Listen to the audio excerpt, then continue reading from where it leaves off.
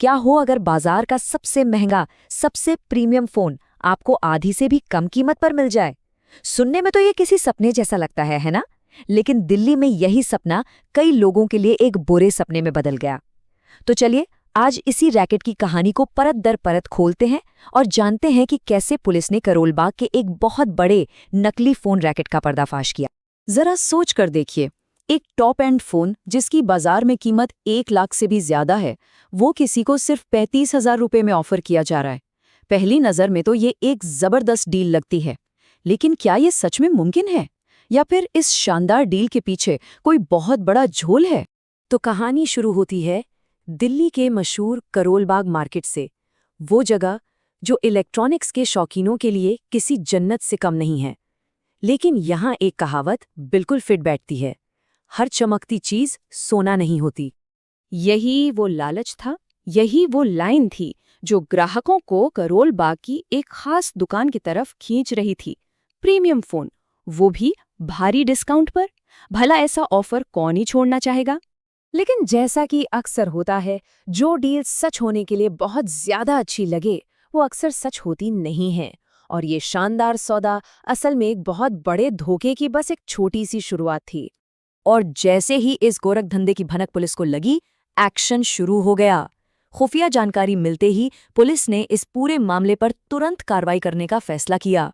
इस मामले में जो सबसे हैरान करने वाली बात है, वो है पुलिस के एक्शन की रफ्तार।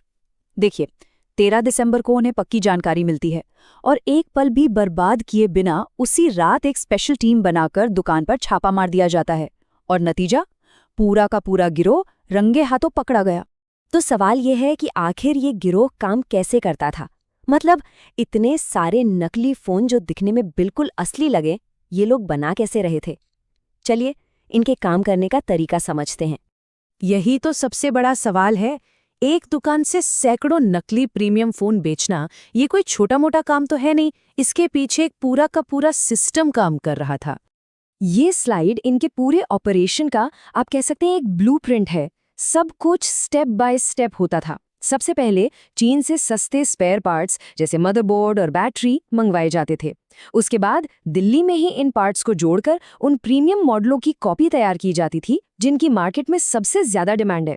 और फिर आता था सबसे शातिर दांव, इन नकली फोनों पर मेड इन वियतनाम का स्टिकर लगाना ताकि किसी को शक ही ना हो, और बस आखिर में इन्हें असली बताकर खुले बाजार में बेच दिया जाता था।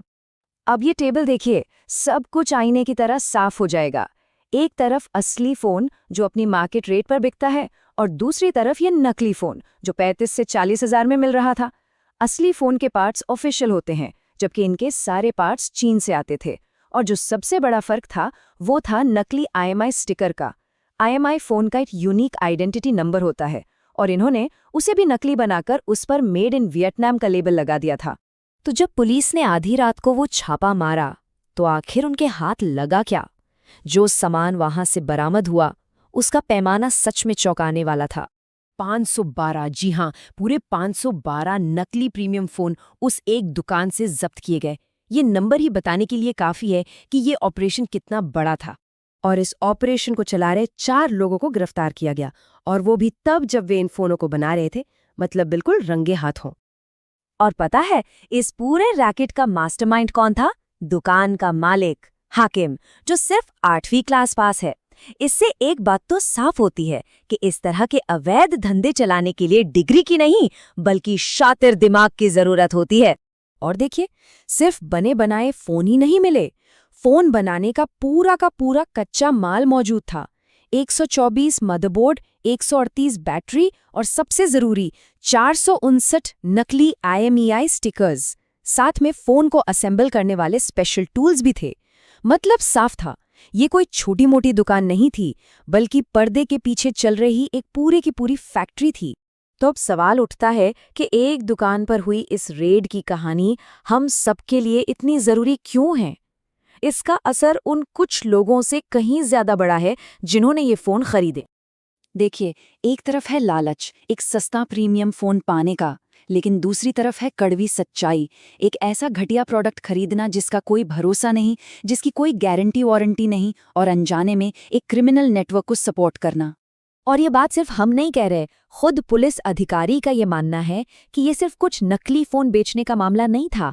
ये बड़े पैमाने पर हो रही धोखाधड़ी और अवैध मुनाफे का एक संगठित अपराध था जो बाजार और ग्राहक दोनों को नुकसान पहुंचा रहा था। और यहीं पर आकर एक बहुत बड़ा सवाल खड़ा होता है। ये तो दिल्ली की सिर्फ एक दुकान की कहानी थी जहां 500 से ज्यादा नकली फोन मिले। जरा सोचिए, पूरे देश में नकली इलेक्ट्रॉनिक्स का ये ग्रे मार्केट कितना बड़ा, कितना विशाल और कितना गहरा होगा।